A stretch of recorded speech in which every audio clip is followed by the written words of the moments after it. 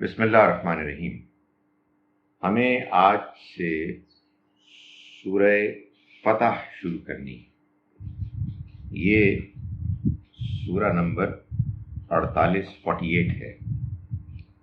یہ سورہ مبارکہ اپنی پچھلی سورہ محمد کی طرح مدنی سورہ مدینہ منورہ میں نازل ہوئی، اور یہ سورہ محمد کی جوڑا سورہ ہے، یعنی دونوں صورتوں میں جو بات بیان ہوئی ہے وہ ایک دوسرے سے ملتی جلتی بات ہے، اور ایک دوسرے کی یہ دونوں صورتیں معاون ہیں، جیسا کہ ہر جوڑے میں اس بات کا اہتمام کیا گیا ہے۔ یہ سورہ مبارکہ قرآن مجید کی صورتوں کے گروپس میں جو تقسیم ہے، اس میں 5ویں گروپ کی دوسری مدنی سورہ ہے۔ یہ بات میں کئی مرتبہ بتا چکا، اور اللہ نے موقع ہمت دی تو کئی اور مرتبہ بتاؤں گا۔ اس کی وجہ یہ ہے کہ کہیں لکھا ہوا نہیں ہے۔ آپ جب قرآن مجید کو کھول کے پڑھتے ہیں تو آپ کو یہ کہیں لکھا ہوا نظر نہیں آتا۔ کیوں نظر نہیں آتا؟ بھائی، آپ کو معلوم ہونا چاہیے کہ یہ جو آپ اعراب پڑھتے ہیں، زیر زبر، یہ بھی نہیں لکھے ہوئے تھے، کچھ بھی نہیں لکھا ہوا تھا۔ خدا تعالیٰ نے تو جو قرآن دیا تھا وہ بس یہ ترتیب دے دی تھی، اس کو جس طرح پڑھنا تھا اس طرح لوگ پڑھ رہے تھے۔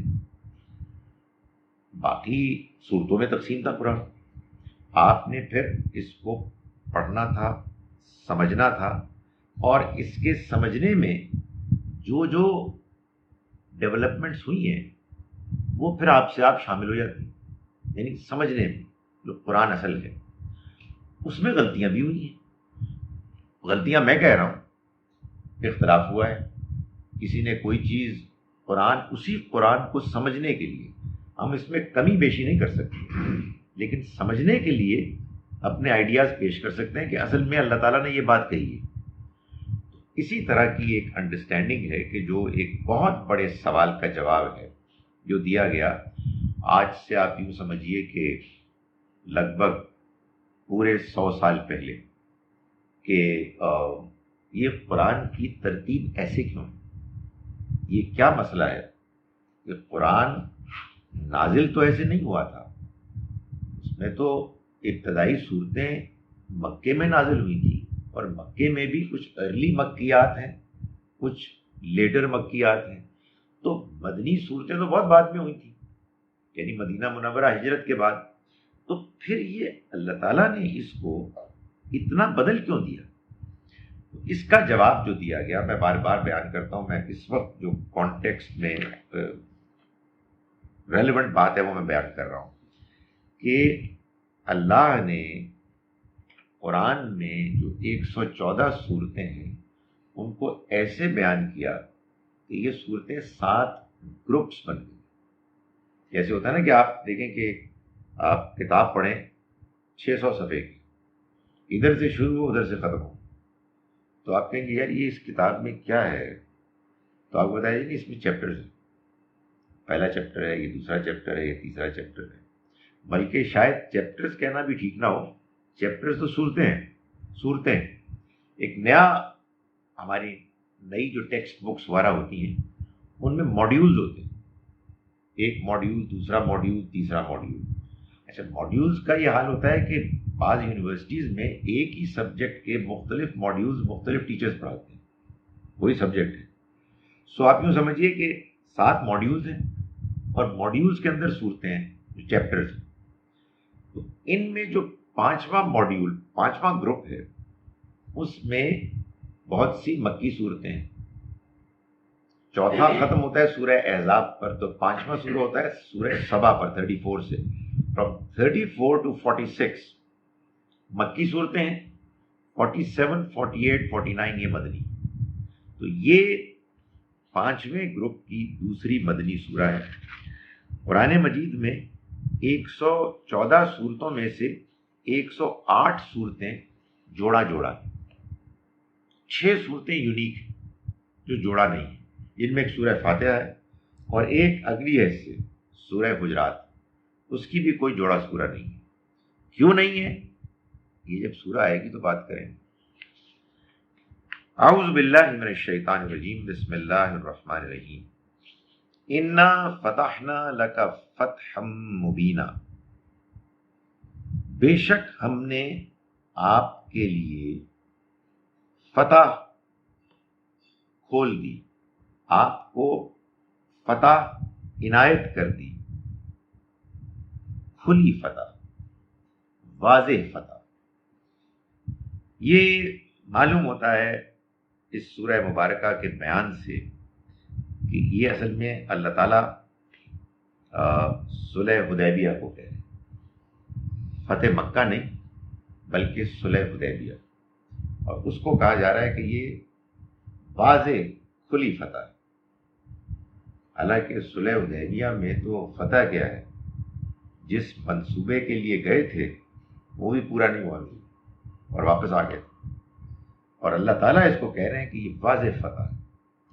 اس کی وجہ یہ ہے کہ اصل میں ایک ہوتی ہے فتح جو آپ کو نظر آ رہی ہوتی ہے، فزیکل ریئل جو آپ کو سامنے ہوتی ہے، اور ایک اس سے پہلے وہ واقعہ ہوتا ہے کہ جو فتح کا راستہ ہموار کرے، یعنی جس واقعے کے ہو جانے کے بعد فتح کا ہونا لازم ہے، نظر آنے لگتا ہے۔ ہوتا ہے نا حالات، ٹینشن ہے، غیر واضح ہے، نہیں سمجھ میں آ رہی کہ کس کا پلڑا بھاری ہوگا، اور پھر اچانک کوئی ایک سچویشن ایسی ہوتی ہے کہ جس کے بعد معلوم ہوتا ہے کہ نہیں، اب ہوا کا رخ طے ہو گیا، اب صورتحال واضح ہو گئی۔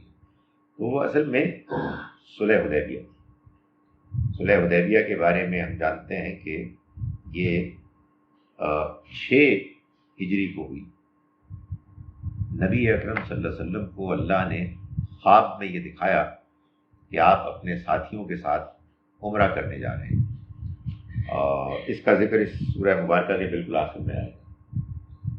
پیغمبر کا خواب وحی ہوتی ہے، یعنی اللہ کی طرف سے جیسے اور وحی کے طریقے ہیں ویسے ہی ایک طریقہ خواب ہے۔ تو جب آپ نے یہ دیکھا تو آپ نے اپنے ساتھیوں کو کہا کہ چلو، ساتھی آپ کے جانثار تھے، چلے۔ ایک بڑا ایک گروہ بن گیا، 1400-1500 افراد مل کے وہ عمرے کے لیے گئے، اپنے ساتھ ہدی کے جانور لے گئے۔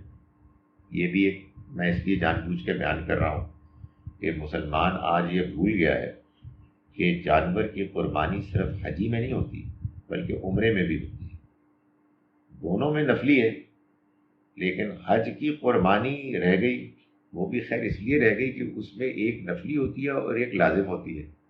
اگر آپ نے حج تمتع کیا تو پھر قربانی کرنا لازم ہے، اور اگر حج تمتع نہیں کیا اور ویسی قربانی کر رہے ہیں وہ نفل ہے۔ یہ حج کے بارے میں آخری جملہ ہے اس کلاس کا، اس پہ سوال بھی نہیں ہوگا، اس لیے پتہ لگے کہ حج کی طرف رخ کر لیا ہے۔ اصل بات ہو رہی ہے صلح حدیبیہ کی، اس میں میں لگایا الحمدللہ، آپ نے بہت اچھا کیا۔ وہاں سے بھی کوئی آواز نہیں آ رہی، مطلب ان کو آواز پہنچ رہی، تو اس میں چل پڑے۔ ہدی کے جانور لے جانے کا مطلب یہ تھا کہ اب سیریس ایک سفر ہو رہا ہے۔ وہاں پہنچے تو مکے کے قریب آؤٹ سکرٹس میں حدیبیہ کے مقام پر رک گئے، اور آگے جانے کا معلوم ہوتا تھا کہ امکان نہیں ہے، ریزسٹنس ہوگی۔ تو پھر ایک معاہدہ طے ہوا، جس معاہدے میں یہ بات لکھی گئی کہ مدینے کے مسلمان اور مکے کے قریش اگلے 10 سال جنگ نہیں کریں گے، اور نہ ہی ایک دوسرے کے خلاف کوئی جنگ کے لیے پلاننگ سازش کریں گے، کسی اور کی مدد کریں گے۔ یہ طے ہوا کہ اس دوران میں اگر کوئی قریش کا بندہ مدینہ چلا گیا اس کو واپس کر دیا جائے، اور مدینے سے کوئی مسلمان مکے گیا اسے واپس نہیں کیا جائے۔ یہ طے ہوا کہ یہ آزادی ہوگی کہ یہ جو باقی قبیلے ہیں چاہے وہ مدینے کے مسلمانوں کے ساتھ شامل ہو جائیں، چاہے وہ مکے کے قریش کے ساتھ شامل ہو جائیں، ان کی اپنی مرضی ہے، اس میں کوئی رکاوٹ نہیں کھڑی کی جائے گی۔ اور یہ طے ہوا کہ اب تو مسلمان واپس جا رہے ہیں، اگلے سال آئیں گے اور ایک ایک تلوار سے زیادہ اپنے ساتھ ہتھیار لے کے نہیں آئیں گے، عمرہ کریں گے۔ اس عمرے کے دوران 3 دن تک قریش کے لوگ مکے سے باہر چلے جائیں گے اور وہ عمرہ کر کے واپس چلے۔ یہ معاہدہ، اس کو اللہ تعالیٰ نے فرمایا کھلی فتح۔ اس کی وجہ کیا ہے؟ اس کی وجہ بڑی سادہ ہے۔ ابھی پچھلے سال احزاب میں، خندق کی جنگ میں، پورے عرب کے لوگوں کو قریش کے لیڈرز جتنے رہ گئے تھے، سردار ابو سفیان وغیرہ، وہ لے کے آئے کہ ان کا خاتمہ کر۔ ہمارے صلح حدیبیہ جو غزوہ خندق ہے، غزوہ احزاب، بڑی سخت جنگ تھی جس کے لیے مسلمانوں نے خندق کھودی تھی، اور ان کا خیال یہ تھا کہ یار بہت ہو گئی، ختم کیا جائے، نہیں ختم ہوئی۔ خدا تعالیٰ نے ایسی ہوا بھیجی کہ اس کے بعد تتر بتر ہو گئے۔ ضدی لوگ تھے، ان کے اندر بڑی اپنی ایک انانیت تھی، تو ایسے دونوں نے ماننا نہیں تھا۔ تو اللہ نے خواب دکھایا، حضور تشریف لے گئے، راستے میں رکاوٹ کھڑی کی اور یہ معاہدہ ہوا۔ بظاہر یہ معاہدہ ایسا لگتا تھا کہ کچھ مسلمانوں نے دب کے کیا، اور ایک آدھ کچھ واقعات بھی ہوئے۔ ابو جندل کا واقعہ ہوا، وہ دونوں زنجیروں میں آئے اور مانگا اپنی رہائی کے لیے، اور یہ مسلمانوں کے ساتھ ہوں، لیکن معاہدہ ہو چکا تھا کہ اگر مسلمانوں کا کوئی آئے گا تو واپس چلے گئے۔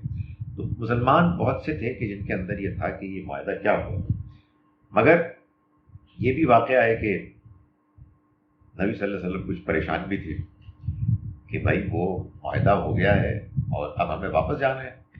لوگ کہہ رہے تھے جی کہ آپ نے تو خواب دیکھا، اب تو ہمیں آگے جانا ہے۔ تو آپ جب خیمے میں اپنے گئے تو آپ کی ایک زوجہ محترمہ نے کہا کہ آپ پریشان ہیں، آپ ایک کام کریں، آپ احرام کے ساتھ آئے ہیں، حالت احرام میں، اور اپنے ساتھ ہدی کے جانور لے کے آئے ہیں۔ آپ یوں کریں کہ آپ جانور قربان کریں، احرام سے باہر آئیں۔ آپ یہ کام کریں گے نا، باقی لوگ بھی کام کرنا شروع کریں۔ تو آپ نے کیا اور بقیہ لوگوں نے بھی کیا اور واپس لوٹ گئے۔ مگر یہ معاہدہ اصل میں قریش کی طرف سے ایک سٹل ریکگنیشن تھی کہ مسلمان اب ایک الگ انڈیپینڈنٹ فورس ہیں، ان کو ایکنالج کر لیا گیا۔ یہ اصل میں خدا تعالیٰ کی حکمت کا کمال ہے۔ کسی کو ذلیل کرنا، کسی کو مشتعل کرنا، کسی کو اوفینڈ کرنا، خاص طور پر جب کہ وہ اپنے اندر ایک ضد رکھتا ہے، یہ کوئی مقصود نہیں ہے۔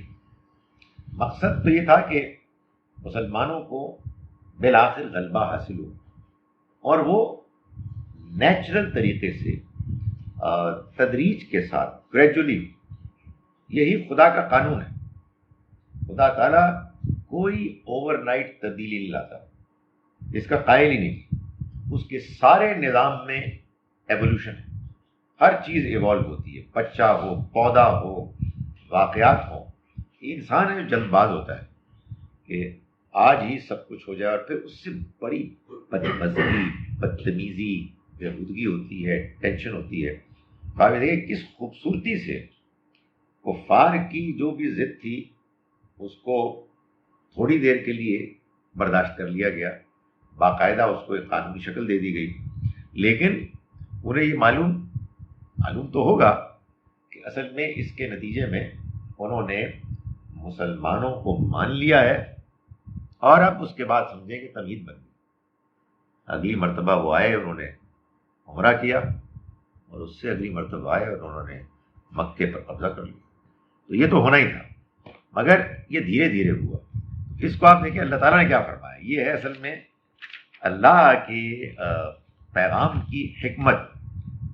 ہم نے آپ کو اے پیغمبر کھلی فتح عطا کی. یعنی یہ جو حدیبیہ کا واقعہ ہے یہ اصل میں کھلی فتح ہے. یہ جب مل گئی آپ کو تو بس آگے کا راستہ خود بخود کھل جائے گا. لِيَغْفِرَ لَكَ اللَّهُ مَا تَقَدَّمَ مِن ذَنبِكَ وَمَا تَأَخَّرَ، تاکہ معاف کر دے اللہ آپ کے لیے تمام وہ گناہ جو پہلے ہوئے اور جو بعد میں ہونے والے ہیں. یعنی مطلب یہ ہے کہ اللہ نے آپ کو بھیجا تھا اس مقصد کے لیے کہ آپ اللہ کے اس دین کو اس سرزمین پر غالب کر دیں. یہ اللہ کا پروجیکٹ تھا. تو اس پروجیکٹ کو اکمپلش کرنے میں بہت مراحل آئے، بہت دشواریاں آئیں، بہت صبر آزما واقعات ہوئے، بہت قربانیاں دینی پڑی. ان سارے معاملات میں نبی صلی اللہ علیہ وسلم اور آپ کے ساتھیوں نے، جو آپ کے قریبی ساتھی جانثار تھے، انہوں نے بہترین رویہ اختیار کر کے اللہ کی رہنمائی میں یہ سارے مراحل طے کی. اور پھر وہ مرحلہ آ گیا کہ جو اصل میں اللہ نے ڈکلیئر کر دیا یہ فتح ہے. یعنی حالانکہ فتح 2 سال بعد ہوئی تھی، مگر خدا تعالیٰ نے بتایا اپنی حکمت سے کہ بس ہو گئی. اور یہ تو اب تمہید ہے، اس کے بعد باقی واقعات آپ سے آپ انفولڈ ہوں گے. جب یہ ہو گیا، اللہ کے دیے ہوئے مشن کو اکمپلش کرنے کا وقت آ گیا، تو اللہ تعالیٰ نے فرمایا کہ بس اب اس کا مطلب یہ ہے کہ اس کے نتیجے میں اب اللہ آپ کے گناہ معاف کر دے گا، جو ماضی میں ہوئے، جو آئندہ ہوں گے. گناہ اور پیغمبر کے ساتھ اصل میں یہ وہی بات ہے جو پچھلی سورہ میں بھی ہم پڑھ چکے ہیں. جس کا جتنا مقام ہوتا ہے اس کا اس لیول کے لحاظ سے ہی ایکسپیکٹیشن ہوتی ہے. سو پیغمبر صلی اللہ علیہ وسلم اور اللہ کے دوسرے پیغمبر ایسی کوئی غلطی تو نہیں کرتے تھے جس کا تعلق خواہشات سے ہو، انانیت سے ہو، انسانی بشری کمزوریوں سے ہو. اس لیے کہ وہ اپنے نبوت سے پہلے کے رویے سے ہی ثابت کر چکے ہوتے تھے کہ وہ اللہ کے انتخاب کے مستحق ہیں. اور اللہ کا جب انتخاب ہو جاتا تو اس کے بعد تو ان کو وہی ملتی، وہی سے ان کی تربیت ہوتی. خدا تعالیٰ سے وہ ڈائریکٹلی یا انڈائریکٹلی ہم کلام ہوتے. ان کی جو مورل اور اسپرچول ترقی ہے وہ ظاہر ہے کہ عام لوگوں سے بہت آگے، کوئی مقابلہ نہیں. لیکن بہرحال انسان ہوتے، ان کے ہاں بھی آزادی تھی، اپنی مرضی سے فیصلے کرتے، اور بعض اوقات ان کے فیصلے اچھی نیت کے باوجود اللہ کے فیصلوں سے مختلف ہوتے. تو بہرحال ان کے لیول کے لحاظ سے یہ ہے کچھ ذرا ڈفرینٹ چیز. اس کو بھی ضم کہا گیا کہ اگر کوئی ایسی اونچ نیچ ہو بھی گئی ہے تو کوئی مسئلہ نہیں، اللہ نے معاف کر دیا. تو اللہ تعالیٰ یہ فرما رہے ہیں کہ جب یہ مشن اکمپلش ہو گیا تو اللہ نے خوش ہو کے یہ اعلان کیا کہ اب آپ کے اگلے پچھلے جتنی بھی کوتاہیاں ہیں معاف ہو گئی. کیوں؟ کیونکہ ہم جانتے ہیں کہ وہ جان بوجھ کے ہوئی نہیں. آپ نے جو کچھ کیا اعلیٰ ترین نیت ارادے کے ساتھ کیا، بہترین انداز میں کیا. اس کے بعد جو کچھ ہوا ہو ہی جاتا ہے، اور جو کچھ ہوا وہ اللہ نے معاف کر دیا. یہ بڑی خوشخبری ہے، بڑی خوشخبری ہے.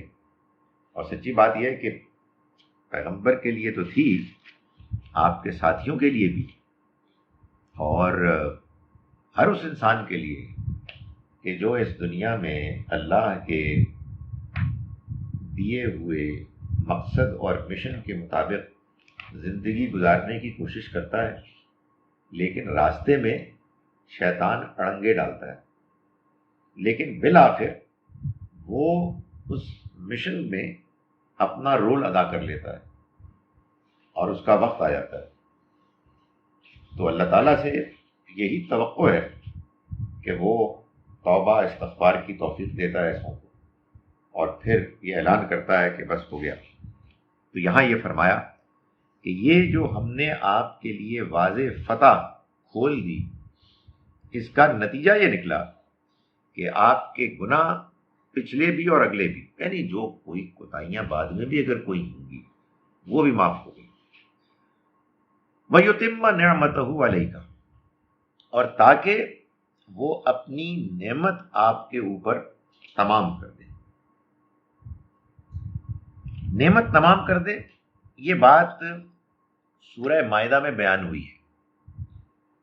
سورہ مائدہ ہے نا 5ویں سورہ، اس کی آیت نمبر 3 میں یہ بات بیان ہوئی ہے کہ اللہ تعالیٰ نے فرمایا جب اللہ کا پیغام مکمل ہوا کہ الیوم اکملت لکم دینکم، آج کے دن میں نے تمہارے لیے تمہارا دین مکمل کر دیا۔ دین مکمل کر دیا یعنی اب دین کی حیثیت سے مجھے تم کو کچھ اور نہیں دینا۔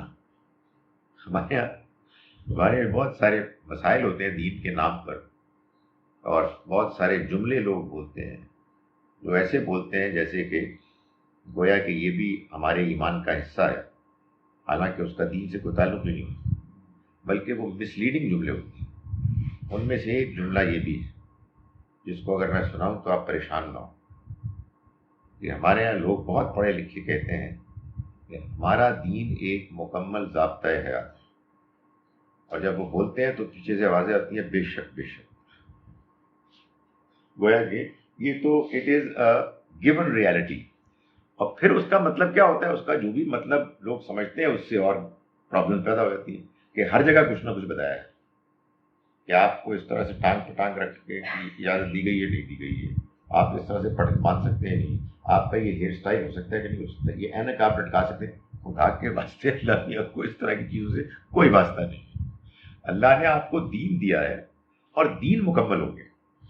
جب آپ کہیں سب کچھ مکمل ہو گیا، سارا دین میں مکمل ضابطہ حیات ہے تو نہیں، تو پھر آپ ہر چیز کے بارے میں پوچھیں گے دین کیا کہتا ہے، تو پھر آپ کیا کہیں گے؟ مولوی صاحب کے پاس آئیں گے اور مولوی صاحب آپ کو کانفیڈنٹلی کہیں گے کہ بھائی یہ ٹھیک نہیں، اس طرح تو بٹن نہیں کرا پاتے، کیا طریقہ ہے؟ تو اس کے بعد آپ ایل بی ڈبلیو ہو جائیں گے، یہی تباہی خواہ۔ تو اللہ نے فرمایا کہ میں نے تمہارے لیے تمہارا دین مکمل کر دیا، وَأَتْمَمْتُ عَلَيْكُمْ نِعْمَتِي، یہاں بیان، اور میں نے تم پر اپنی نعمت تمام کر دی۔ نعمت تمام کرنے کا مطلب یہ ہے کہ یہ زندگی ایک نعمت ہے، ہم نے تو اس کے لیے کچھ نہیں کیا تھا، خدا نے ہم کو یہ زندگی دی۔ انسان نے مجموعی طور پر اپنے رویے سے یہ ثابت کیا کہ ہمیں یہ زندگی پسند ہے، ہم اس کو اچھے سے اچھا بنانا چاہتے ہیں، ہم اس میں ترقی کرنا چاہتے ہیں، اطمینان، خوشی، راحت چاہتے ہیں، اپنے اور اپنے عزیزوں کے لیے بہترین زندگی چاہتے ہیں۔ یہ نعمت ہے۔ اس زندگی کی نعمت کے مختلف پہلو ہیں، لیکن اس میں تمام ان نعمت کے مختلف مظاہر کے باوجود ایک کسر رہ گئی تھی، اور وہ کسر یہ تھی کہ یہ سمجھ نہیں آتا تھا کہ مجموعی زندگی ہے کیا، اس کا مقصد کیا ہے، کس لیے آئے تھے، کیا کر چلے، کہاں جانا ہے، اور یہ کیا ہنگامہ کیا ہے، اونچ ہے نیچ ہے وغیرہ وغیرہ۔ تو خدا تعالیٰ نے اپنا پیغام دے کر یہ بتا دیا کہ جو زندگی کی نعمت ہے اس کا یہ مقصد ہے۔ تو کیا ہوا، وہ جو نعمت تھی وہ تمام ہو گئی، جو کہتے ہیں نا آئسنگ آن دا کیک۔ اب دنیا کی زندگی کی لمیٹیشنز کے ساتھ آپ اس سے زیادہ کچھ بھی نہیں چاہ سکتے۔ بھائی آپ کو نعمت مل گئی اور نعمت کا مقصد مل گیا، سو اللہ نے یہ اپنا دین بیان کر کے یہ کام کیا۔ تو یہاں اسی کو بیان کیا، وَيُتِمَّ نِعْمَتَهُ، ہم نے یہ کیا تاکہ اس کی نعمت تمام ہو جائے۔ وَيَهْدِيَكَ صِرَاطًا مُسْتَقِيمًا، اور تاکہ آپ کی رہنمائی کرے وہ سیدھے راستے کی۔ سیدھا راستہ توحید کا راستہ، ابراہیم کے لائے ہوئے دین کا راستہ۔ یہ دنیا چل رہی تھی، یہ سرزمین عرب کی شرک میں ملوث لت پت تھی۔ خانہ کعبہ میں 360 بت تھے، ایک دوسرے کے ساتھ سیاسی گٹھ جوڑ کے لیے ہر ایک کا بت ڈالا ہوا تھا۔ خدا کے دین کی کوئی حیثیت نہیں تھی، توحید میں کسی کو کوئی دلچسپی نہیں تھی۔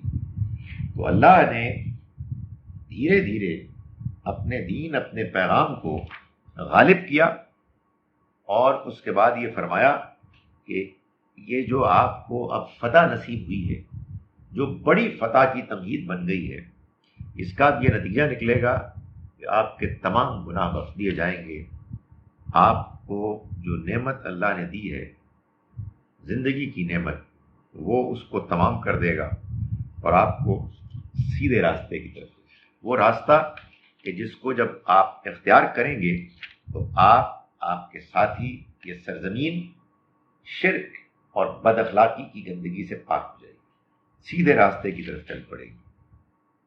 وَيَنْصُرَكَ اللَّهُ نَصْرًا عَزِيزًا، اور تاکہ وہ تمہاری ایسی مدد کرے کہ جو زبردست مدد ہو، ایسی مدد کہ جو ناقابل شکست ہو۔ یعنی یہ صلح حدیبیہ کے فتح مبین ہونے کے نتائج اللہ نے بیان۔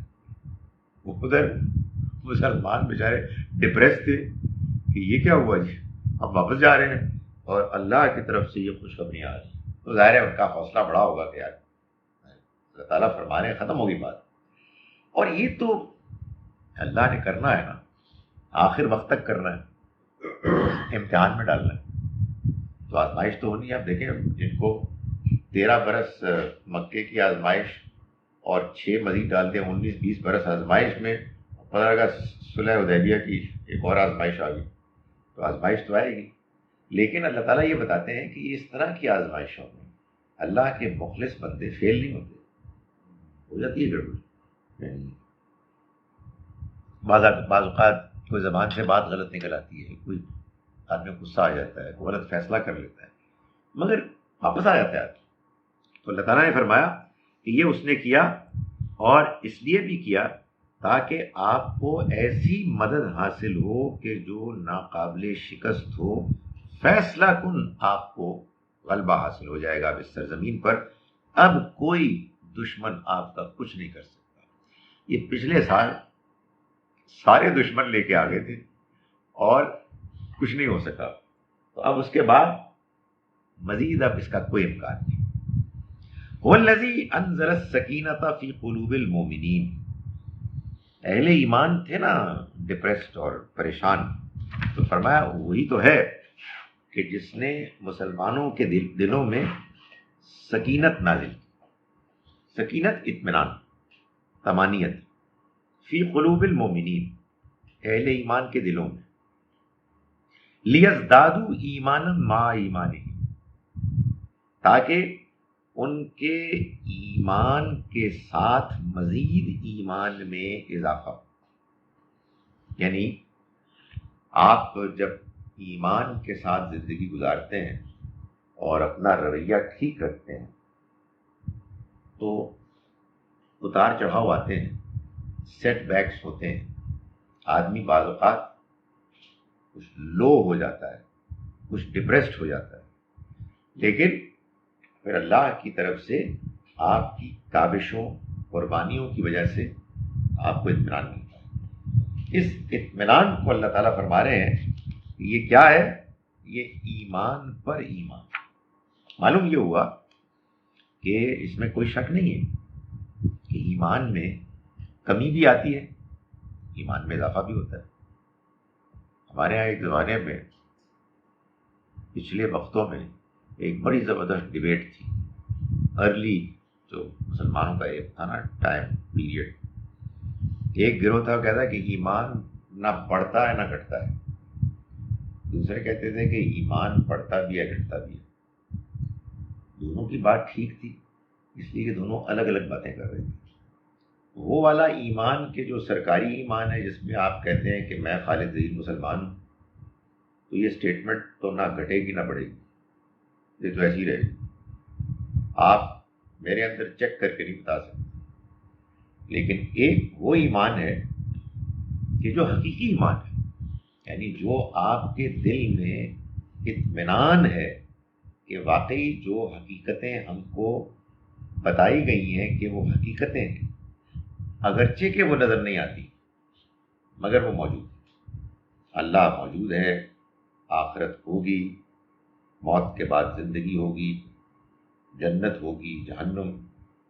یہ وہی ہے جو اللہ نے فرشتوں کے ذریعے سے نازل کی. تو یہ ایمان ہے، اس کو ہم مانتے ہیں. یہ تو انفارمیشن ہے، یہ ساری تو انفارمیشن ہے نا. اس انفارمیشن کو ایکنالج کرنے کے نتیجے میں آدمی کے اندر ایک کیفیت پیدا ہوتی ہے اور آدمی کا رویہ متاثر ہوتا ہے، آدمی کا ایٹیٹیوڈ اس سے متاثر ہوتا ہے. اور وہ جب اچھے کام کرتا ہے تو اس کے اس اطمینان میں اضافہ ہوتا ہے، اور جب برے کام کرتا ہے تو اس کے اس اندر کے اطمینان میں کمی آتی ہے، جس کو ہم کہتے ہیں یار وہ ایمان کمزور ہو گیا. آج کل بھائی صاحب مسجد میں نظر نہیں آ رہے، یار ذرا تھوڑا ایمان کمزور ہو. یہ آپ تو جواب دیتے ہیں، جب آپ غلط نہیں ہے تو بات یہ ہے کہ کمزوری لاحق ہوئی ہے، چکر آپ چلا رہے ہیں. اس کا طریقہ یہ ہے کہ واپس آئیں، اللہ سے معافی مانگیں تو ایمان واپس آ جائے گا انشاءاللہ. تو یہ جو کیفیت ہے، یہ کیفیت اطمینان کی، اس کو قرآن مجید نے کہا کہ وہی ہے کہ جس نے اہل ایمان کے دلوں میں اطمینان ڈالا تاکہ اضافہ ہو ان کے ایمان میں، ان کے ایمان کے ساتھ جو پہلے سے ایمان ہے اس میں مزید اضافہ ہو، وہ اسٹرینگتھن ہو. تو اس کو بیان کیا گیا. وَلِلَّهِ جُنُودُ السَّمَاوَاتِ وَالْأَرْضِ، اور زمین اور آسمانوں کے تمام لشکر اللہ ہی کے ہیں. یعنی مطلب یہ ہے کہ اللہ نے یہ سارا طریقہ اختیار کیا، پروسیس اختیار کیا تاکہ تم اہل ایمان کو اس پروسیس میں شامل کر کے تمہارے ایمان میں اضافہ ہو. ورنہ اللہ تعالیٰ اپنے فرشتوں کے ذریعے سے بھی کر سکتا تھا. یہ مسئلہ تو پیدا ہوتا ہے نا کہ عاد، سمود، نوح، لوط، شعیب علیہ السلام سب کی قوموں پر عذاب آیا تو نیچرل کلیمٹیز کے ذریعے سے آیا. حضور کے زندگی میں جو عذاب آیا وہ آپ کے ساتھیوں کی تلواروں کے ذریعے سے آیا. ظاہر ہے اس کی ایک ٹیکنیکل وجہ یہ تھی کہ ان کی تعداد زیادہ تھی، ادھر تعداد ہی بہت کم تھی. بھائی جب پیغمبر کے ساتھی ڈبل فگرز میں بھی نہیں ہیں تو ان کی تلواروں سے کہاں عذاب آئے گا؟ خدا کے اپنے قانون کے خلاف ہے. لیکن جب تعداد زیادہ ہو گئی تو پھر اللہ نے کہا کہ ان کے ذریعے سے وہ عذاب آئے گا. تو یہ جو عذاب آیا اس کا ایک اور اس میں جو مختلف مراحل آئے جن سے کہ اہل ایمان گزرے، انہی میں سے ایک مرحلہ یہ بھی ہے. اس کے بارے میں اللہ تعالیٰ فرما رہے ہیں کہ یہ اس لیے کیا تاکہ وہ تمہارے ایمان میں مزید ایمان کا اضافہ کرے، تمہارے اندر اطمینان پیدا کرے، تمہیں اعلیٰ درجات دے. ورنہ آسمانوں اور زمین کے سارے لشکر اللہ کے، یعنی اس کو ایسا نہیں ہے کہ تمہارے تلواروں کی ضرورت تھی، تمہیں اس کے فیصلے کی ضرورت تھی، تمہیں اس کی طرف سے اس بات کی ضرورت تھی کہ وہ تمہیں وہ موقع فراہم کرے جس میں تم اپنے رب کو راضی کرنے کے لیے قربانی دو، اور پھر اس کے بعد جب تم کو وہ موقع میسر آ جائے تو تمہیں خوشی ہو، تمہیں اطمینان ہو، یعنی تمہارے ایمان میں اضافہ ہو. تو یہ اللہ تعالیٰ نے بیان فرمایا وَكَانَ اللَّهُ عَلِيمًا حَكِيمًا، اور اللہ جاننے والا ہے، حکمت والا ہے. اس کو معلوم ہے کہ کون ہے کہ جو اس ایمان کے اضافے کا مستحق ہے، کون نہیں ہے. اسے اس کے ہاں حکمت ہے، اس کا ہر کام حکمت پر مبنی ہوتا ہے، یعنی اس کے پیچھے کوئی نہ کوئی مقصد ہوتا ہے، اس کے پیچھے کوئی نہ کوئی مصلحت ہوتی ہے. فرمایا کہ اللہ جاننے والا ہے، حکمت والا ہے، اس وجہ سے جو کام بھی وہ کرتا ہے اس میں یہ بھی جان لو کہ کوئی نہ کوئی حکمت ہوتی ہے، اور جو کچھ تم کرتے ہو وہ اس کو دیکھ بھی رہا ہوتا ہے، تمہاری نیتوں سے بھی واقف ہے. لیدخل المؤمنین والمؤمنات جنات تجری من تحتها الانہار، اس لیے کہ وہ داخل کرے مومن مردوں کو اور مومن عورتوں کو ایسے باغات میں کہ جن کے نیچے نہریں بہہ رہی ہوں گی.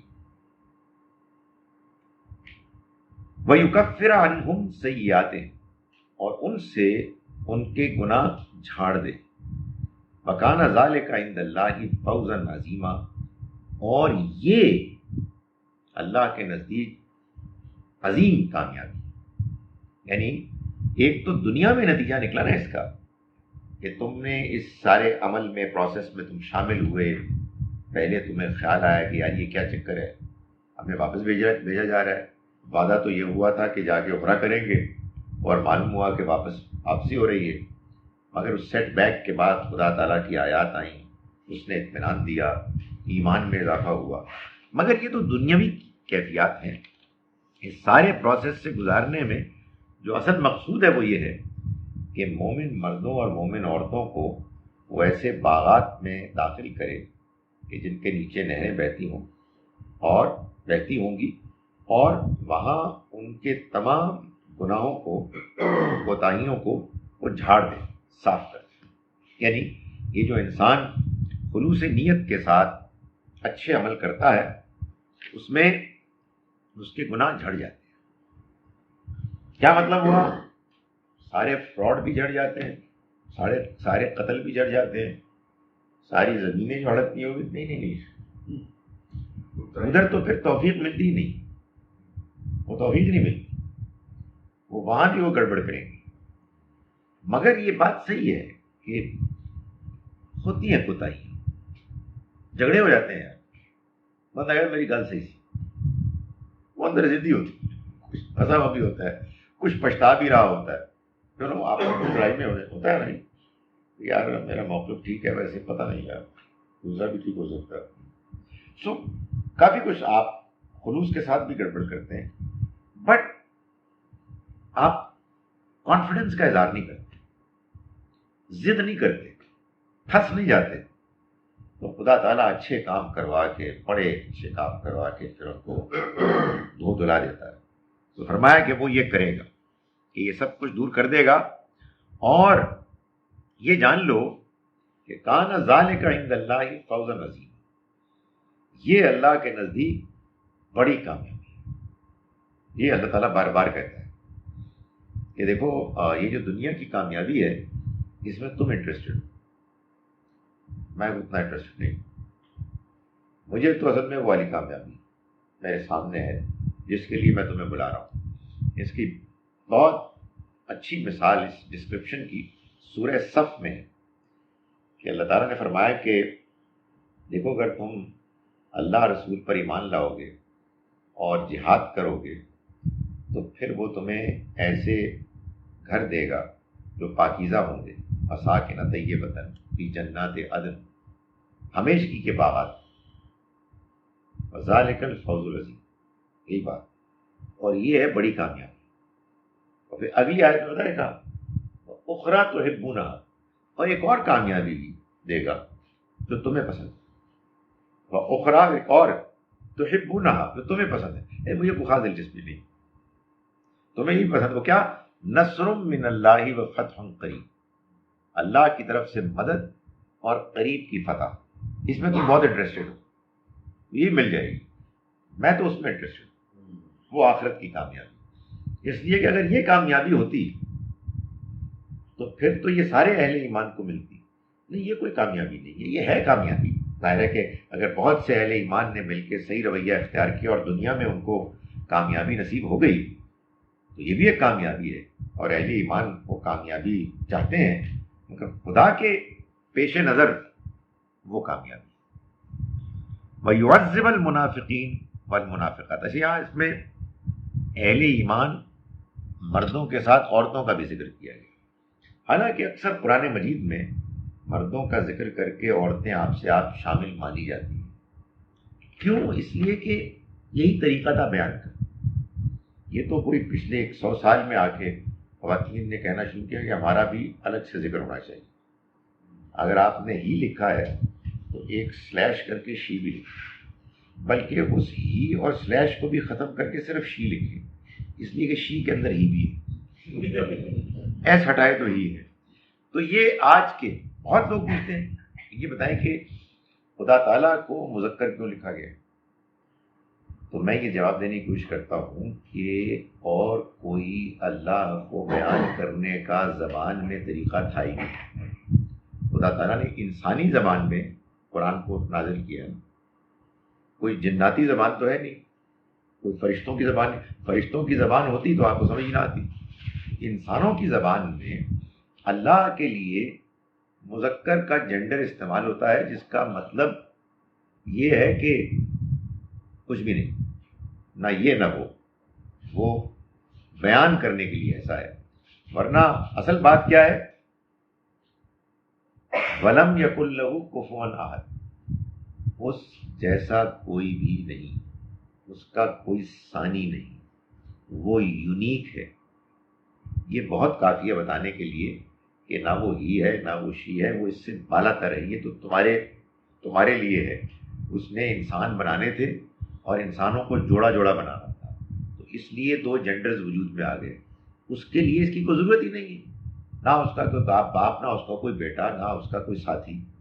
تو اس لیے یہ جو یہاں بیان ہوا ہے، میں گزارش کر رہا تھا خاص طور پر یہ اس زمانے میں جو خواتین نے بھی بہت قربانیاں دیں، بہت خلوص کے ساتھ وہ اس کام میں لگی رہیں، تو ان کو الگ سے نمایاں کر کے خوشخبری بیان کرنا مقصود ہوئی، ان کی حوصلہ افزائی کہ وہ بھی اس سارے مشن میں شامل رہی ہیں۔ میں نے آپ سے گزارش کی کہ اسی واقعے میں نبی صلی اللہ علیہ وسلم کی ایک زوجہ محترمہ نے آپ کو یہ مشورہ دیا کہ آپ کیوں پریشان ہوتے ہیں، آپ نکلیں، آپ جانور قربان کریں، آپ احرام سے باہر آئیں، سب یہ کریں گے۔ تو پوری طرح سے اس میں انوالو رہیں۔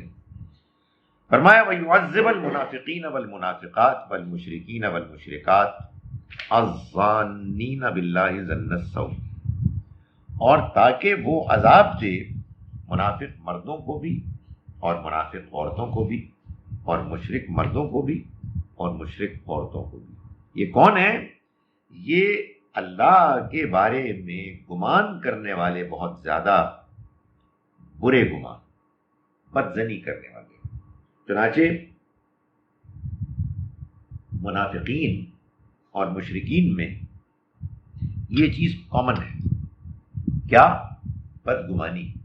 کس کے ساتھ؟ اللہ کے ساتھ۔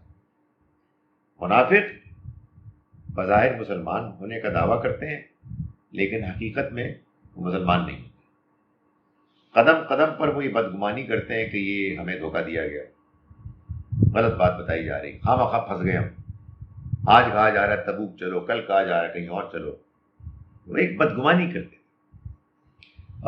بدگمانی ایک بیماری ہے، کبھی کبھی کوئی نیگیٹو خیال آ جائے تو وہ اور بات ہے، لیکن اس کو پالنا اور پھر اس کو مزے لے لے کے ڈسکس کرنا آپس میں چھپ چھپا کے، یہ ظاہر ہے کہ یہ پھر دھیرے دھیرے دھیرے دھیرے بہت ایک خوفناک چیز بن جاتی ہے۔ مشرک بھی یہی ہوتے ہیں۔ مشرک شرک کیوں کرتا ہے؟ مشرک شرک اس لیے کرتا ہے کہ وہ یہ بدگمانی کرتا ہے اللہ نہیں سنتا، بڑی دعاؤں کی تیاں نہیں،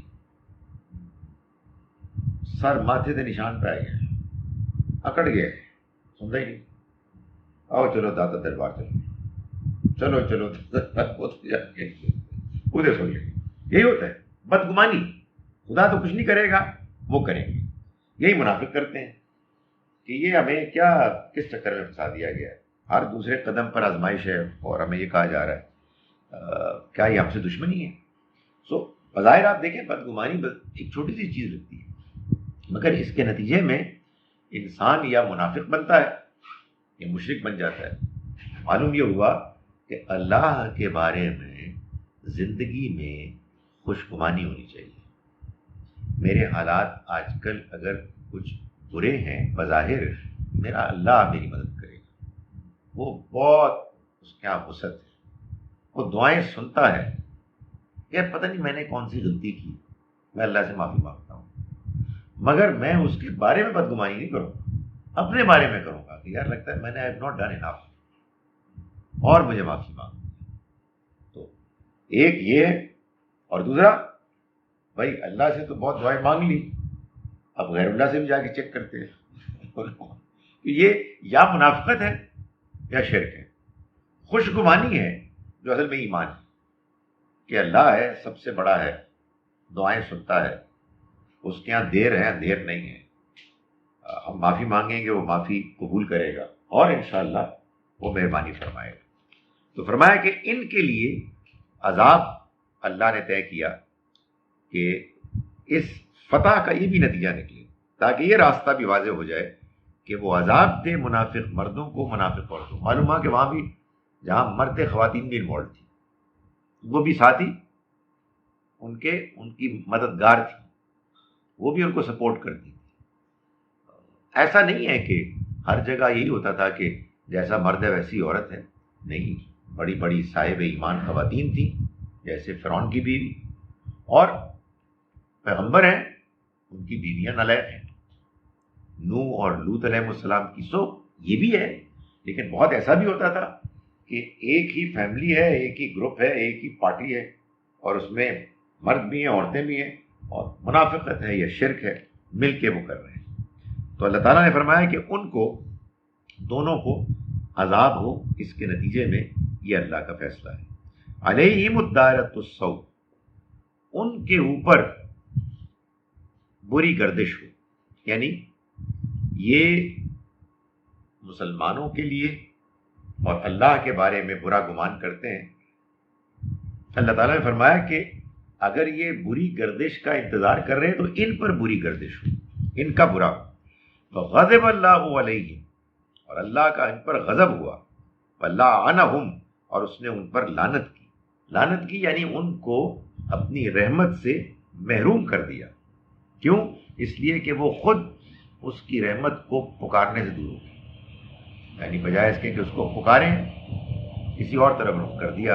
فرمایا وَأَعَدَّ لَهُمْ جَهَنَّمَ، اور اس نے ان کے لیے تیار کیا جہنم کو، بسات مسیرہ، اور بہت بری لوٹنے کی جگہ ہے، بہت برا ٹھکانہ ہے۔ وَلِلَّهِ جُنُودُ السَّمَاوَاتِ وَالْأَرْضِ، اور زمین اور آسمانوں کے لشکر تو اللہ ہی کے ہیں۔ وَكَانَ اللَّهُ عَزِيزًا حَكِيمًا، اور اللہ زبردست ہے، بڑی حکمت والا ہے۔ یعنی ہاں ادھر سے آپ ہوئے نا، پہلے بھی تھی یہ اس لیے کہا گیا، یہ فرمایا گیا کہ یہ سمجھتے ہیں کہ یہ اللہ سے بے پرواہ ہیں تو مطلب یہ کچھ بگاڑ لیں گے، نہیں، اللہ کو ان کی کوئی ضرورت نہیں۔ تو یہ پھر وہی کہا گیا کہ سارے لشکر آسمانوں اور زمین کے اسی کے ہیں، اور اللہ زبردست ہے، حکمت والا ہے۔ یعنی ذرا سا جو فرق ہوا وہ یہ ہے کہ وہاں اللہ کی صفات علیم اور حکیم بیان ہوئی، یہاں عزیز اور حکیم بیان ہوئی۔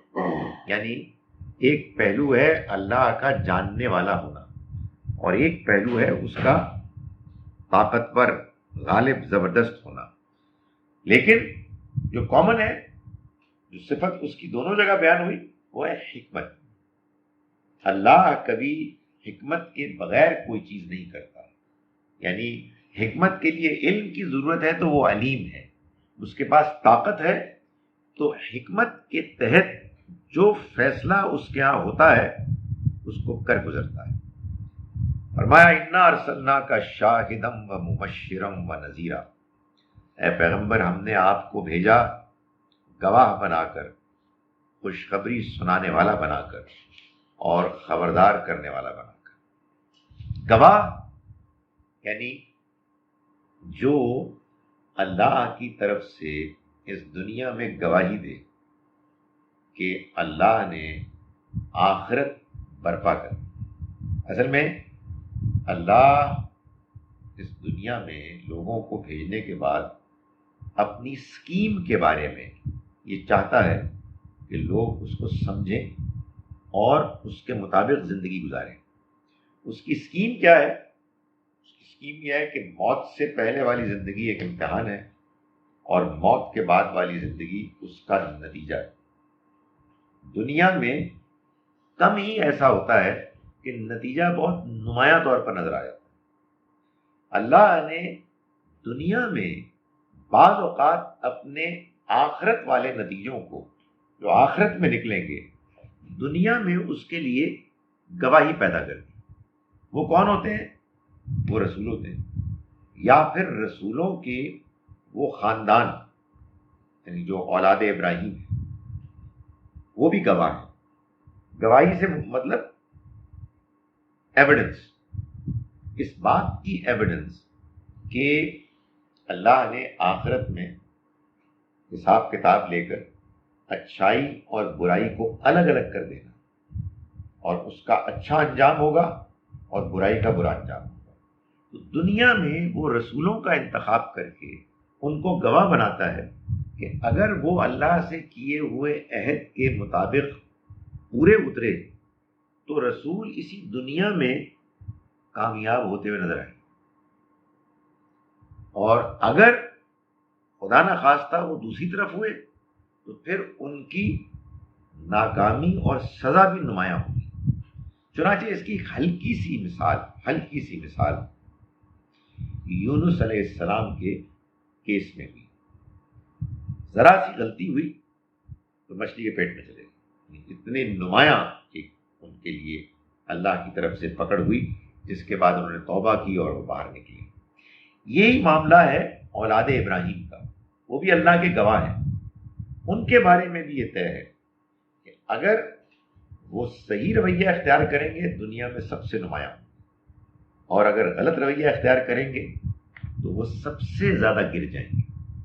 تو یہ اللہ تعالیٰ نے یہاں نبی صلی اللہ علیہ وسلم کو خاص طور پر خطاب کر کے فرمایا کہ ہم نے آپ کو گواہ بنایا اور خوشخبری سنانے والا بنایا اور خبردار کرنے والا بنایا. خوشخبری ان لوگوں کو کہ جو دنیا کی زندگی کے امتحان میں صحیح رویہ اختیار کرتے ہوئے زندگی گزارتے ہیں، ان کو خوشخبری ہے کہ ان کے لیے موت کے بعد والی زندگی میں کامیابی ہے. اور خبردار کرتے ہیں وہ ان کو کہ جو دنیا میں غلط رویہ اختیار کرتے ہیں کہ ان کے لیے آخرت میں ان کی زندگی میں غلط رویہ اختیار کرنے کے نتیجے میں پکڑ اور سزا. یہیں تک پڑھتے ہیں باقی آپ آئندہ. ہم نے آج سورہ فتح شروع کی اور اس کی پہلی 8 آیات پڑھی. میں جو آیات ہم نے پڑھی ہیں ان کا ترجمہ آپ کے سامنے پیش کر رہا ہوں. بسم اللہ الرحمن الرحیم. انا فتحنا لک فتحا مبینا، بے شک ہم نے آپ کے لیے آپ کو کھلی فتح عطا کر دی. لیغفر لک اللہ، تاکہ اللہ معاف کرے آپ کو، ما تقدم من ذنبک، ان گناہوں پر کہ جو پہلے ہو گزرے، وما تاخر، اور جو بعد میں ہوئے، وَيُتِمَّ نِعْمَتَهُ عَلَيْكَ، اور تاکہ وہ تمام کر دے اپنی نعمت کو جو آپ پر ہوئی، وَيَهْدِيَكَ صِرَاطًا مُسْتَقِيمًا، اور وہ رہنمائی کرے آپ کی سیدھے راستے کی طرف، وَيَنْصُرَكَ اللَّهُ نَصْرًا عَزِيزًا، اور وہ آپ کی مدد کرے ایسی کہ جو زبردست ہو، ناقابل شکست ہو. هو الذی انزل السکینۃ، وہی ہے کہ جس نے نازل کی سکینت، اطمینان، طمانینت، فی قلوب المومنین، اہل ایمان کے دلوں میں، لیزدادوا ایمانا مع ایمانہم، کہ ان کے ایمان میں اضافہ ہو ان کے ایمان کے ساتھ، یعنی جو پہلے سے ایمان تھا اس میں مزید اضافہ۔ وَلِلَّهِ جُنُودُ السَّمَاوَاتِ وَالْأَرْضِ، اور آسمانوں اور زمین کے لشکر تو اللہ ہی کے ہیں۔ وَكَانَ اللَّهُ عَلِيمًا حَكِيمًا، اور اللہ جاننے والا ہے، حکمت والا ہے۔ لِيُدْخِلَ الْمُؤْمِنِينَ وَالْمُؤْمِنَاتِ، اس لیے کہ وہ داخل کرے اہل ایمان مردوں کو اور عورتوں کو، جنات تجری من تحتها الانہار، ایسے باغات میں کہ بہتی ہوں گی جن کے نیچے نہریں، خالدین فیہا، وہ ہمیشہ رہیں گی ان میں، ویکفر عنہم سیئاتہم، اور وہ تاکہ دور کر دے ان سے ان کی برائیوں کو، ان کے گناہوں کو جھاڑ دے ان کو۔ وَكَانَ ذَلِكَ عِندَ اللَّهِ فَوْزًا عَظِيمًا، اور یہ اللہ کے نزدیک بڑی کامیابی، اصل کامیابی۔ وَيُعَذِّبَ الْمُنَافِقِينَ وَالْمُنَافِقَاتِ، اور تاکہ وہ عذاب دے منافق مردوں کو اور منافق عورتوں کو، والمشرکین والمشرکات، اور مشرک مردوں کو اور مشرک عورتوں کو۔ یہ کون ہے؟ الظانین باللہ ظن السوء، یہ اللہ کے بارے میں بہت برے گمان کرنے والے، علیہم دائرۃ السوء، انہی کے اوپر بری گردش ہو، یعنی یہ اہل ایمان کے لیے برا گمان کرتے ہیں کہ وہ ان کے اوپر گردش زمانہ ہو، ان کے اوپر گردش ہو۔ وغضب اللہ علیہ، اور اللہ کا ان کے اوپر غضب ہو، وَلَعَنَهُمْ، اور اس نے ان پر لعنت کی، وَعَدَّ لَهُمْ جہنم، اور اس نے ان کے لیے جہنم تیار کر رکھی ہے، وَسَاءَتْ مَصِیرًا، اور وہ بہت بری لوٹنے کی جگہ ہے، بہت برا ٹھکانہ ہے۔ وَلِلَّهِ جُنُودُ السَّمَاوَاتِ وَالْأَرْضِ، اور اللہ ہی کا ہے، اللہ ہی کے ہیں آسمانوں اور زمین کے لشکر۔ وَكَانَ اللَّهُ عَزِيزًا حَكِيمًا، اور اللہ زبردست ہے، بڑی حکمت والا ہے۔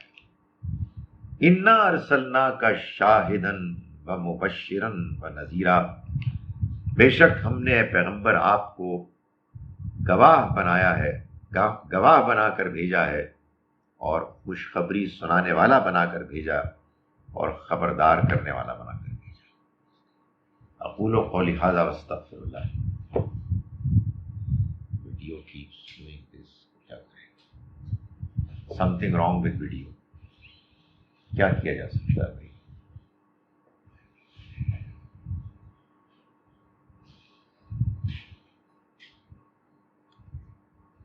اس کا مطلب کوئی یہاں سے کچھ نہیں ہوگا۔ جی جی،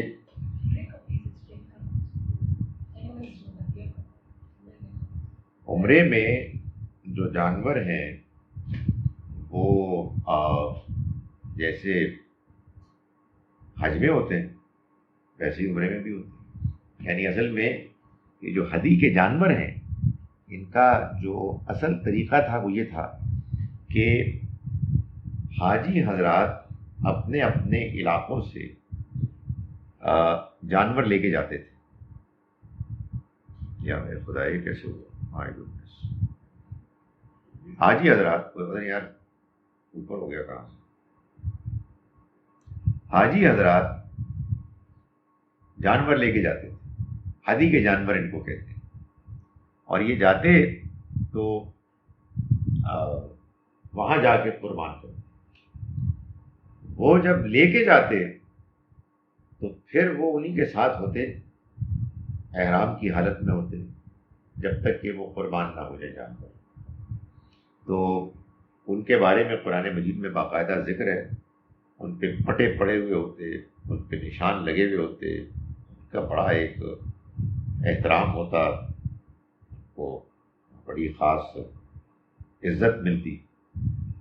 تو اب تو وہ ہے ہی نہیں، اب تو بس وہاں جا کے آپ کو پتہ بھی نہیں لگتا کہ جانور قربان ہو گیا، ٹائم کا پتہ لگتا ہے کہ آپ کے 1:45 بجے ہوں گے، آپ کے 2:15 بجے ہو جائے گا، آپ کا 2:30 بجے ہو جائے گا، اس لیے کہ پریکٹیکلی بہت مشکل ہے کہ آپ جانور کو اپنے ساتھ لے جائیں PIA کے جہاز میں، آپ بھی حج کرنے جا رہے ہیں، جانور بھی جا رہے ہیں، تو پاسبل نہیں. تو گزارش یہ ہے کہ جیسے حج کے لیے جانور جاتے تھے ایسے ہی عمرے کے لیے بھی جاتے تھے.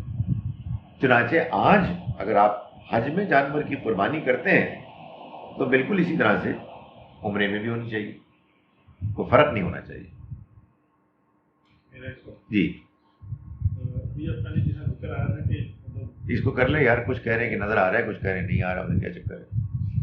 اس میں یہ ویڈیو بھی ساتھ آڈیو آج سب کچھ مطلب آپ نہیں آئے، تھوڑی سی پرابلم ہے.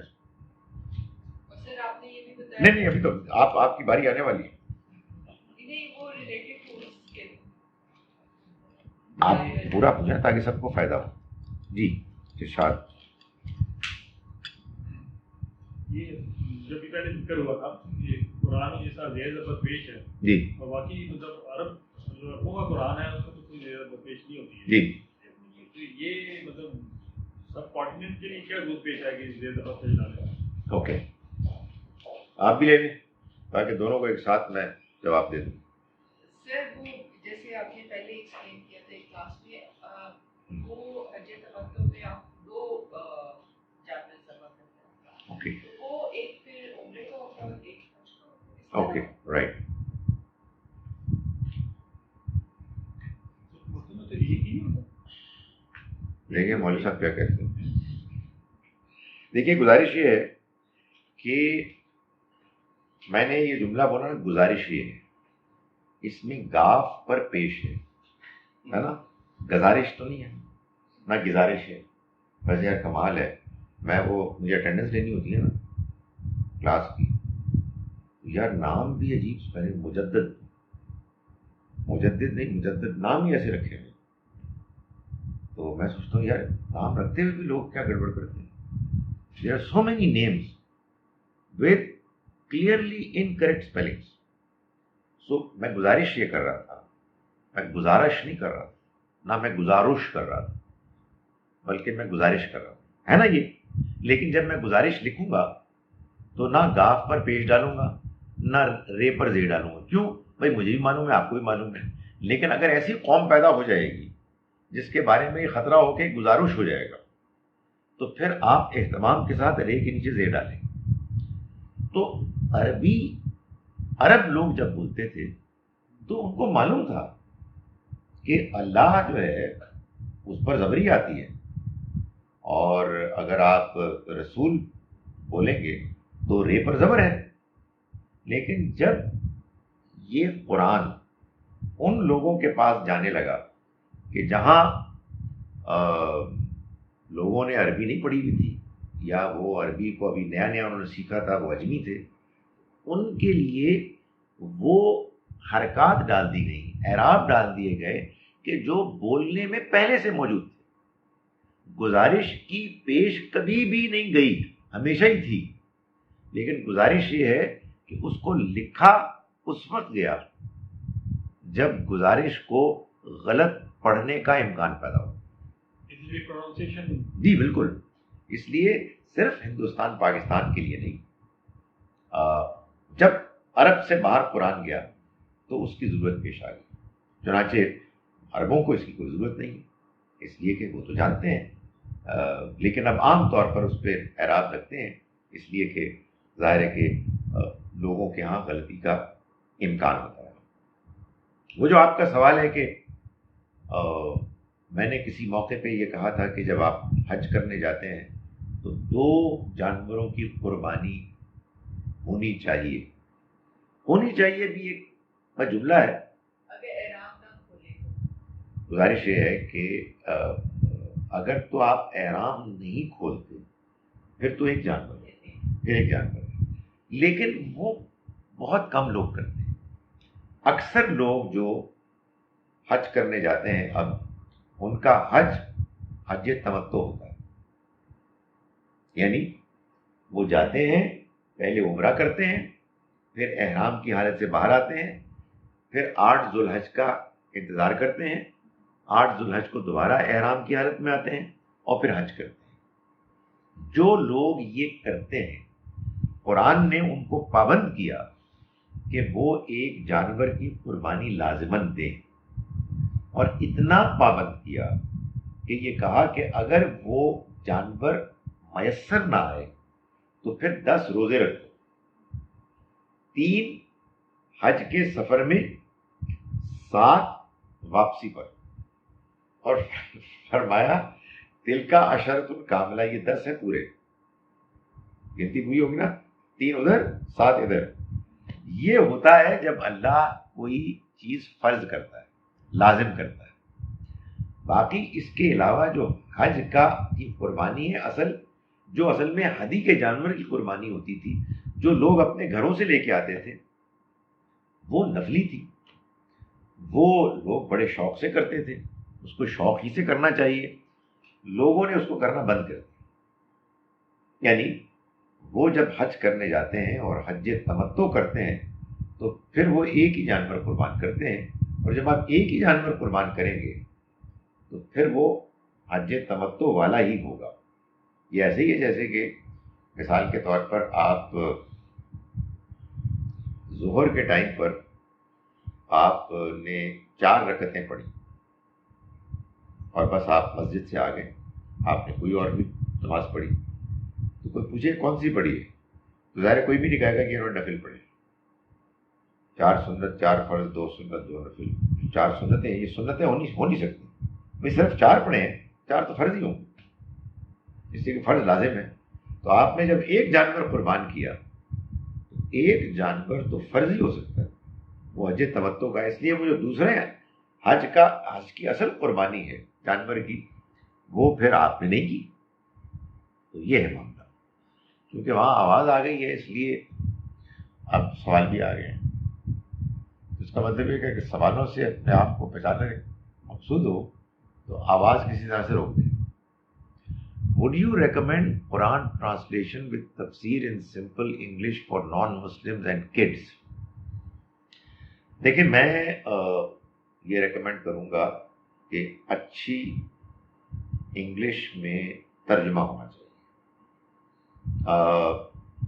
تفسیر اگر کوئی ایسی ہے کہ جو بس ترجمے کو واضح کر رہی ہے تب تو ٹھیک ہے، ورنہ عام طور پر تفسیر شروع میں نہیں پڑھنی چاہیے۔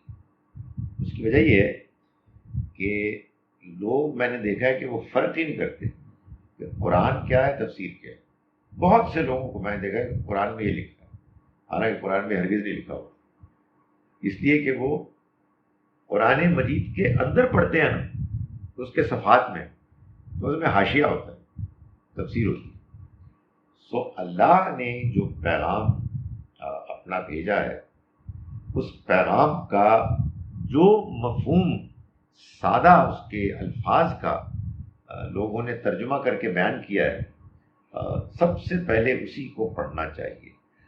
اس میں سوالات ہوتے ہیں، یعنی جب بھی آپ قرآن پڑھیں گے یہ نہیں ہو سکتا کہ آپ کو قرآن پہلی ہی ریڈنگ میں پورا سمجھ میں آ جائے، تو آپ کاپی پینسل لے کے یا قرآن ہی میں کوئی ایسا نسخہ رکھیں اپنے پاس، ایک پینسل لے کے اس میں آپ نشان لگائیں اور کوشچن لکھیں، یہ سوال پیدا ہوتا ہے، یہ بات، یہ آیت سمجھ میں نہیں آئی، تبھی آپ نے کہا نا یہ ابھی یہ آئی ہے آیت، یہ اس سے پہلے بھی آئی ہے، تو آپ لکھیں یہ دونوں ایک کیوں آئی، یہ دہرائی کیوں گئی، اور آپ غور کریں، آپ پوچھیں۔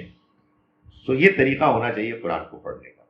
جب آپ تفسیر پڑھتے ہیں اصل میں پھر آپ کسی ایک مفسر کی اوپینین، اس میں پھر آدمی کو چاہیے کہ وہ دیانتداری سے یہ کوشش کرے کہ کسی ایسے کی تفسیر پڑھے کہ جس نے قرآن کو سمجھانے کی کوشش کی۔ اب یہ بڑا لمبا موضوع، تفسیر کی بہت ساری قسمیں ہیں۔ ایک تفسیر وہ ہے کہ جس میں لوگ تفسیر کرتے ہیں حدیث کی روشنی، اور وہ یہ کہتے ہیں کہ قرآن کی تفسیر اگر آپ نے حدیث کے بغیر کی تو اصل میں آپ نے تفسیر بالرائے کی۔ تفسیر بالرائے جو ہے یہ بہت بڑا گناہ ہے، یعنی حدیث میں آیا ہے کہ جس نے تفسیر پہ رائے کی اس کا ٹھکانہ جہنم. تو ہمارے یہاں لوگ کہتے ہیں کہ اگر آپ نے قرآن کی تفسیر حدیث کے بغیر کی تو آپ تفسیر پہ رائے کے جرم کے مرتکب ہیں. تو یہ سوچ لیا کریں میری کلاس میں آنے سے پہلے کہ آپ کہیں غلط جگہ تو نہیں جا رہے. اس کے بارے بہت سارے لوگ یہ کہتے ہیں کہ جس نے حدیث کے بغیر تفسیر کی وہ ایک بہت بڑا گناہ کر رہا ہے. میری گزارش یہ ہے کہ تفسیر دیکھیے، ایک تو گناہ ہونے کے لیے گناہ نظر بھی تو آنا چاہیے نا. ایک آدمی کہہ رہے میں آپ کو قرآن جو قرآن میں لکھا ہے بتانے کی کوشش کر رہا ہوں، آپ کہہ رہے ہیں وہ گناہ کر رہے ہیں. نہیں، تفسیر بے رائے واقعی گناہ ہے، بہت بڑا گناہ ہے. مگر اس کا مطلب پتہ کیا ہے؟ اس کا مطلب یہ ہے کہ آپ نے رائے پہلے قائم کر لی اور اب آپ قرآن کی تفسیر کر رہے ہیں. قرآن سے نہیں رائے قائم کی، رائے پہلے قائم کر لی. مثال کے طور پر آپ نے رائے قائم کر لی کہ تمام انسانوں کو یکساں دولت ملنی چاہیے. یہ تو آپ نے رائے قائم کر لی، سب انسانوں کو ایک جتنی دولت ملنی چاہیے. اب آپ قرآن سے اس کے دلائل فراہم کر رہے ہیں. آپ قرآن پڑھ ہی نہیں رہے، آپ اپنے فلسفے کو قرآن سے ثابت کر رہے ہیں. یہ بہت بڑا ظلم ہے. قرآن آپ کو ہدایت دینے کے لیے آیا ہے، نہ کہ آپ قرآن کو ہدایت دیں. یہ ہے جرم. اس کی روشنی میں سچی بات یہ ہے کہ حدیث کو قرآن پر غالب کرنا ایک خطرناک چیز ہے. کہ آپ نے بات سمجھی حدیث سے اور آپ کہہ رہے ہیں قرآن شریف آپ اس کے مطابق اب اپنے آپ کو ٹھیک کر لیں. یہ پرابلم ہے. لیکن بہرحال وہ ایک لمبا موضوع ہے.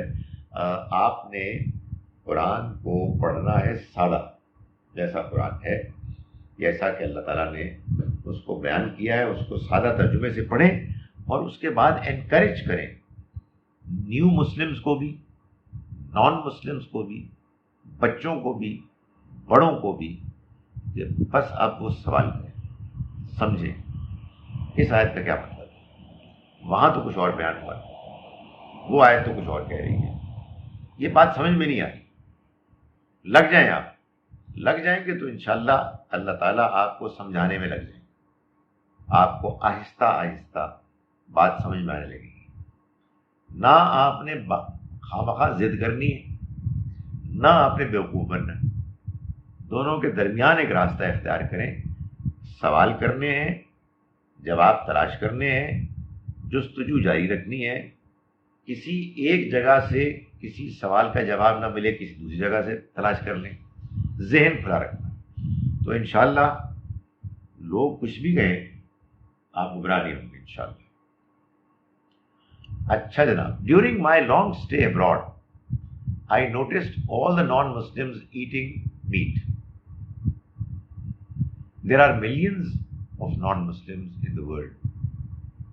How will Allah judge them in view of this? Yet Muslim men can marry Christian women. سمجھ میں نہیں بات، فارغ ہو گیا. میرا تو پہلے یہ پوچھنا چاہیے کہ مسلمان جو ہے وہاں پہ بہت نان مسلمز ایٹنگ میٹ، آل دا نان. اچھا میں سمجھ گیا، اوکے. وہ یہ کہہ رہی ہیں کہ میں نے دیکھا کہ اکثر بلکہ سارے ہی مسلمان غیر مسلموں کا گوشت کھا رہے ہیں، یہ کہہ رہی ہیں. مطلب اس میں ظن رکھنا چاہیے نا. تو الفاظ میں تو نہیں ہے، لیکن میں زیوم کر رہا ہوں کہ انہوں نے دیکھا کہ مسلمان نان مسلمز کا ذبیحہ کھا رہے ہیں یا ان کا گوشت کھا رہے ہیں. دیکھیں ایک بات اچھی طرح سے سمجھ لیں کہ دو الگ الگ لیولز ہیں، دو الگ الگ آزمائشیں ہیں.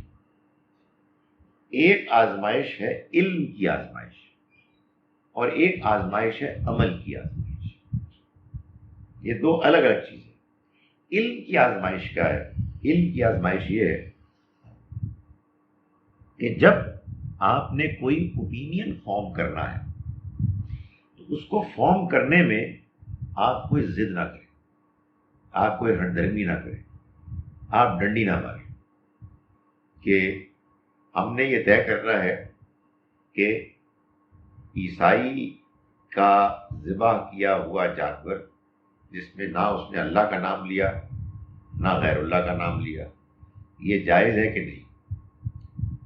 اور ذہن میں یہ طے ہو کہ وہاں جا کے میکڈونلڈ کا بیف برگر تو کھانا ہے۔ اب یہ جو مولوی بات کر رہا ہے اس کی بات نہیں ماننی ہے، تو یہ علم کے امتحان کی ناکامی ہے۔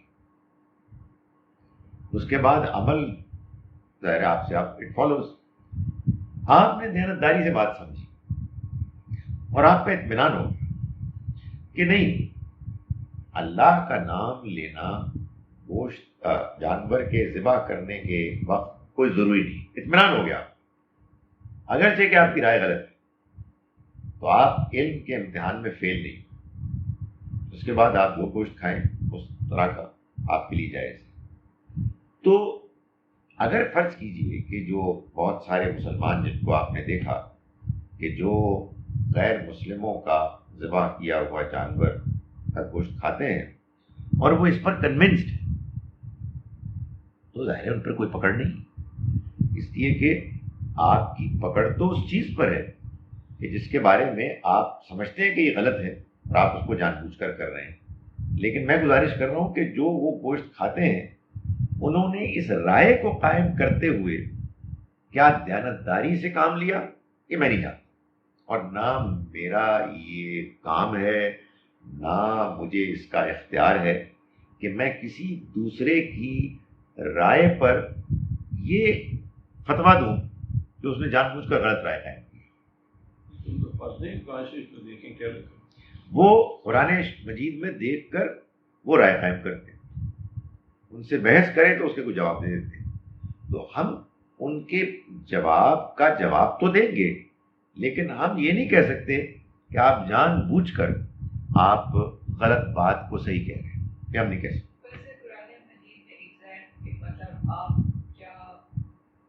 قرآن مجید میں جو کچھ بھی بیان ہوا ہے اس کو میں جب بیان کروں گا تو میں اپنی رائے بیان کروں گا، میری اپنی دانست میں قرآن۔ اب دیکھنا یہ تھوڑی سی پریولیج ہوتی ہے اسپیکر کو، جو مرضی بولے، میری ناچیز رائے میں ابھی شروع ہوئے ہیں بڑے طویل بڑی ہمبل طریقے سے، آگے دیکھیں کیا شارٹیں مارتے۔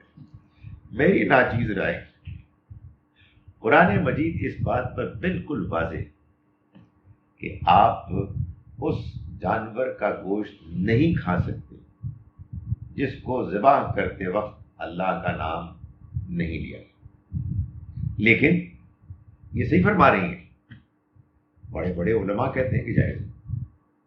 تو اب دو ہی چیزیں ہیں نا، آپ کو ہماری بات سمجھ میں نہیں آئی اور آپ کو ان کی بات بالکل سمجھ میں آ گئی، آرام سے جا کے کھائیں۔ کیسے تو صاف لکھا نہیں، وہ دیکھیں غیر اللہ اور بات ہے، وہ بات سورہ انعام کی آیت نمبر 121 میں بات یوں بیان کی گئی ہے کہ وَلَا تَأْكُلُوا مِمَّا لَمْ يُذْكَرِ اسْمُ اللَّهِ عَلَيْهِ، مت کھاؤ اس میں سے کہ جس پر اللہ کا نام نہیں لیا گیا۔ تو وہ یہ کہتے ہیں کہ اس آیت کا منشا پورا ہو جاتا ہے جب آپ ایسا گوشت کے جو بغیر اللہ کے نام لیے ذبح کیا جاتا ہے اس پر بسم اللہ الرحمن الرحیم پڑھ لیتے، وہ یہ کہتے ہیں۔ ہم یہ کہتے ہیں کہ یہ الفاظ کہ ان پر اللہ کا نام نہ لیا گیا ہو، یہ الفاظ خود بتا رہے ہیں کہ ان کو قربان کرتے وقت، ورنہ اللہ کو حکم دینا چاہیے تھا کہ تم اللہ کا نام لے کر کھاؤ، سادہ سی بات کہنی چاہیے، جب کھانا کھاؤ تو اللہ کا نام لے کے کھاؤ۔ آگے یہ بات بیان ہوئی وَإِنَّهُ لَفِسْقٌ، یہ نافرمانی ہے، تو اس کا مطلب یہ کہ پھر ان لوگوں کو اعلان کرنا چاہیے کہ اللہ کا نام لیے بغیر جب آپ کھانا کھاتے ہیں تو آپ نافرمانی کرتے ہیں۔ یہ آپ کیا فرمائیں؟ جی، عربوں کے عام طور پر یہی رائے ہے کہ وہ چکن ہو یا بیف ہو، اس سے کیا فرق پڑتا ہے؟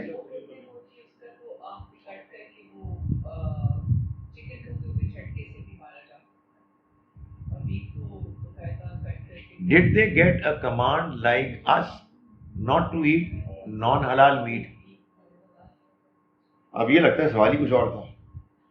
ہم نے ان کے سوال سے ایک سوال اپنی طرف سے نکال لیا. دیکھیں جی، گزارش یہ ہے کہ اگر آپ نان مسلمس کے حلال حرام کے بارے میں گفتگو فرما رہے ہیں تو وہ اپنی جو شریعت ہے، دین ہے، اس کے مطابق جواب دیں. ظاہر ہے ان کے ہاں جو جواب دہی ہوگی ایک اس چیز کی بھی ہوگی کہ وہ مسلمان کیوں نہیں ہوئے، اس چیز کی بھی ہوگی کہ اچھا اسلام تو سمجھ میں نہیں آیا، تو انہیں کیا چیز سمجھ میں آئی تھی. ان کو ان کے لحاظ سے جواب دے ٹھہرایا جائے گا نا. یہ تو نہیں ہوگا کہ ان سے وہ باتیں پوچھی جائیں گی جو ان کو سمجھ ہی نہیں آئی یا ان کو ٹھیک طرح سے پہنچی نہیں. تو ہر ایک سے سوال ہوگا اس کے اپنے اپنے حالات کے لحاظ سے. Did the Christians and Jews get an order like Muslims about meat? دیکھیں یہ اچھی طرح سے جان لیں کہ جیوز الگ ہیں، کرسچنز الگ ہیں. جیوز ہیں کہ جو تورات کی شریعت کے ماننے والے اور اس کے پابند ہیں. کرسچنز جن کو آپ کہتے ہیں انہوں نے تو شروع ہی میں عیسیٰ علیہ السلام کے دنیا سے رخصت ہونے کے بعد سینٹ پال کے اعلان کے نتیجے میں یہ طے کر لیا کہ ان کے ہاں موسیٰ علیہ السلام کی شریعت اپلائی نہیں ہوگی. چنانچہ عیسائی پورک کھاتے ہیں، چنانچہ عیسائی بچے سرکمسائز نہیں کرتے، اور ان کے ہاں گوشت بغیر اللہ کا نام لیے اس کو ذبح کیا جاتا ہے. تو عیسائی الگ ہے، یہودی البتہ پابند ہے اس کے، اور جو آج بھی پریکٹسنگ جیوز ہیں وہ اس پر عمل کرتے ہیں. آپ کو میں بتا چکا، میں بڑا متاثر ہوا تھا جب میں نے یہ سنا تھا کہ یہودیوں کی ایئر لائن الایل شاید یہ نام ہے، وہ 50 سے زیادہ اس کے جہاز ہیں. ہفتے کے دن یوم السبت سارے گراؤنڈڈ ہوتے ہیں، کوئی نہیں اٹھتا. یعنی ان کے لیے جیسے ہمارے ہاں جمعے کی پابندی ہے کہ آپ جمعے کے روز آپ جمعے کے وقت جائیں گے مسجد میں نماز پڑھنے کے لیے، ان کے ہاں پورے ہفتے کا دن صبح سے لے کے شام تک یہ حکم تھا کہ وہ کوئی دنیاوی کام نہیں کر سکتے. تو وہ اپنی جو ان کے ہاں ٹریڈیشنل کنزرویٹو جیوز ہیں وہ آج بھی عمل کرتے ہیں. لندن، نیو یارک میں کہتے ہیں جو ان کے علاقے ہیں وہاں بسیں بھی نہیں چلتی، چولہا نہیں چلتا. سو وہ اس کو آج بھی پریکٹس کرتے ہیں. وہ جو اللہ کا نام ہے کوشر میں ہوتا ہے کہ جو ان کے یہاں اللہ کا نام ہے نہیں، لیکن وہ ضروری نہیں ہے. یعنی اگر آپ بھی ذبح کریں اور اللہ سب سے بڑا ہے وہ کہہ دیں تو جائز ہوگا. تو عربی ہے نا، وہ جو بھی نام لیں گے یہوہ، یاوے وغیرہ.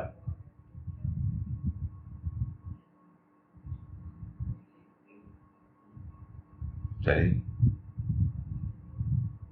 وہاں پہ بحث شروع ہو گئی. تو یار یہ اب ایک نئی چیز سامنے آ گئی کہ اس کو نیچے بھی کرنے کے لیے کرنا پڑے گا.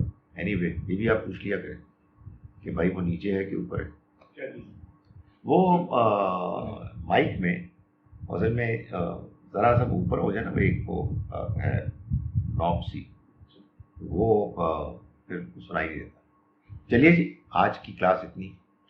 لوگ کو لہٰذا